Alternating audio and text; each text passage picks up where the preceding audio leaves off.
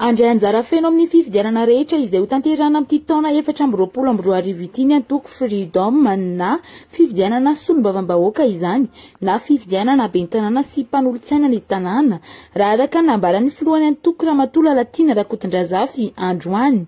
Androtsaka maro ny antoko ary vonina ny ampandany azy ireo mba tsy hanao saritsarony fotsiny amin'ny filatsahany kofidiana ka tsy hitsokady fa tena hiady mba ahafahana mitondra ny anjara birikin'izy ireo amin'ny fampandrosoana ny firenena izay miainga any fotony. Hoy Ramatoa Lalatina Rakotondrazafy.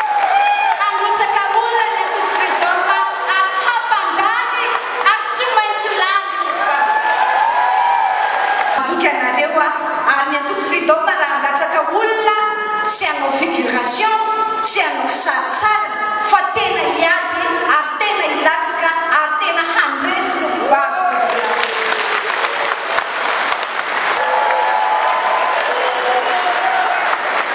Izay ny fangatahany antoko Freedom fa izao ny antoko Freedom dia ampitafika tsy ampitafika tompoko vazo tompoko. Ho an'ny antoko Freedom manokana dia mipetraka ary tandrovana fatratra ny fenitra sy ny voafaritra ny lalam-pandrenana. Eo ihany koa ny fanazavana ny lalana mifeny antoko izay tsy maintsy hitandrovany ny mpikambana rehetra.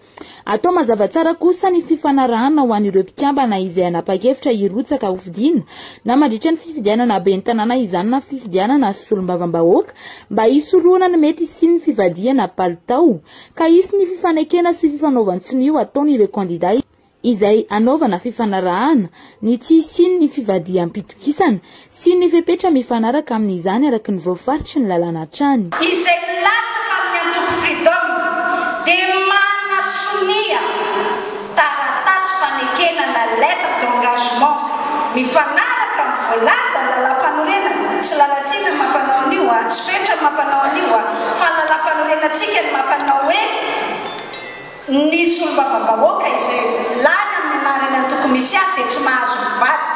Izay ilay antsoina amin'ny teny vahiny mandat impératif ka tsy misy solombavam-bahoaka lany amin'ny antoko Freedom ka hivadika palitao tompoko vazo tompolahy fa tonga dia miala tsoa solombavam-bahoaka ary miala tsoa mpikambana ao anatin'ny antoko.